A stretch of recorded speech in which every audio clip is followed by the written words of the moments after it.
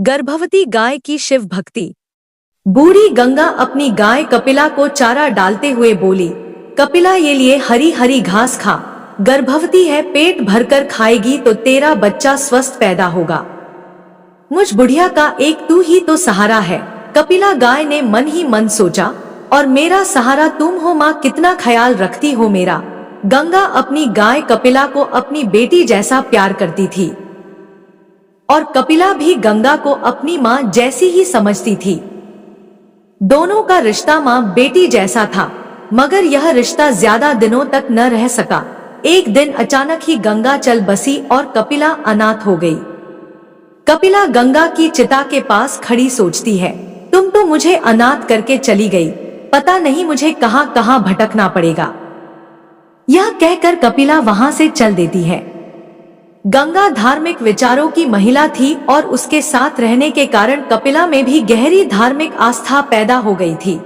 कपिला महादेव शिव की सच्चे मन से भक्ति करती थी, इसीलिए वो रंभाती हुई शिवलिंग के पास जाकर खड़ी हो जाती है और कहती है, हे महादेव, मेरी गंगा माँ को बैकुंठ में जगह देना, साथ ही मेरी और मेरे होने वाले बच्चे की रक्षा करना भोलेनाथ।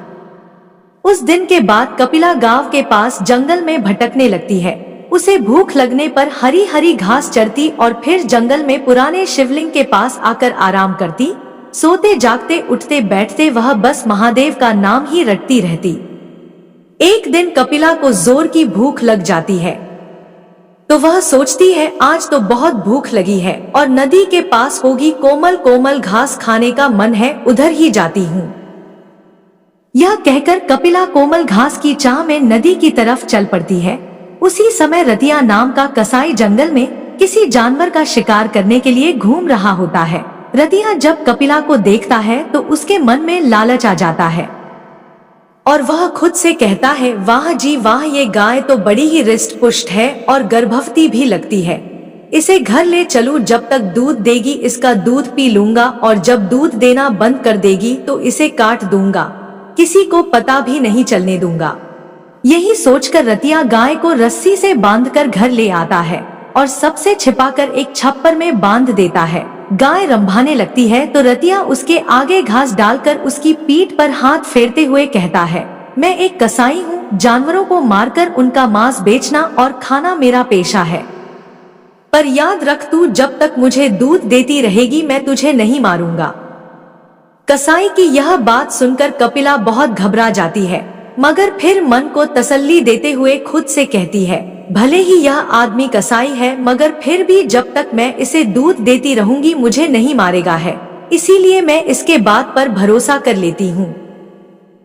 यही सोचकर कपिला शांत भाव से कसाई के घर रहने लगती है। कसाई कपिला की खूब सेवा करता और उसे पौष्टिक आहार देता। इस कारण कुछ ही दिनों में कपिला की सेहत और भी अच्छी हो जाती है। यह देख कपिला खुश होती है और मन ही मन सोचती है, यह कसाई तो मेरा बहुत ख्याल रखता है। जब मेरा बच्चा जन्म लेगा और मेरे थनों में दूध उतरेगा तब मैं इस कसाई को दोनों वक्त बाल्टी भर भर के दूंगी। मगर रतिया एक कसाई था और इसी कारण उसे हर जानवर में बस मांस ही दिखता था। वो अपने घर कोई जानवर पालता भी था तो उसे काटने के लिए ही पालता था। एक दिन उसके पास मांस का एक बड़ा आर्डर आता है तो वह कपिला की ओर देखते हुए कहता है, क्यों ना इस गाय को काट कर बेच दूं, किसे पता चलेगा कि मांस गाय का है, यह जंगली भैंसे का। यही सोचकर कसाई कपिला को काटने के लिए तैयार हो जाता है और कपिला थर थर कांपते हुए महादेव को याद करती है और कहती है, हे महादेव, मैंने तेरी मन से भक्ति की है, मेरी भक्ति की लाज रखो भगवान, इस कसाई से मेरी और मेरे गर्भ में पल रहे मेरे बच्चे की रक्षा करो। कपिला के यह कहते ही शिवलिंग से एक नाग निकलता है और कसाई के घर प्रकट होकर उसे डस लेता है। कसाई कहता है, हाय हाय, नाग ने डस लिया मुझे, एक गाय को काटने की बात सोचकर बहुत बड़ा पाप किया है मैंने, भगवान ने मुझे मेरे उसी पाप की सजा दी है।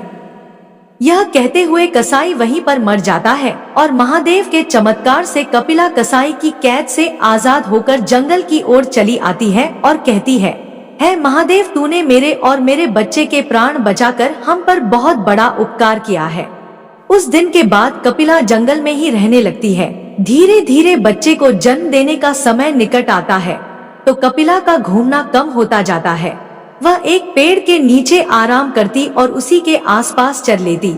हर समय अपने होने वाले बच्चे के बारे में सोचती रहती और कहती, मुझे बेटा हो या बेटी, मैं अपने बच्चे को बहुत प्यार दूंगी, अपने बच्चे के साथ खेलूंगी और उसे भी महादेव की भक्ति के लिए प्रेरित करूंगी।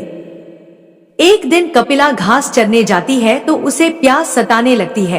कहती है, मुझे तो बहुत प्यास लगी है पर थक भी तो गई हूँ, लेकिन नदी पर पानी पीने तो जाना ही पड़ेगा।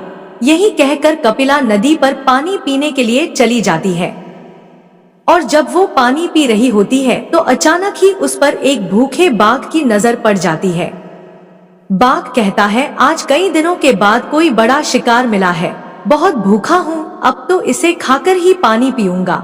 यह कहकर बाघ कपिला पर पीछे से झपट पड़ता है और उसकी टांग को अपने जबड़ों में जकड़ लेता है।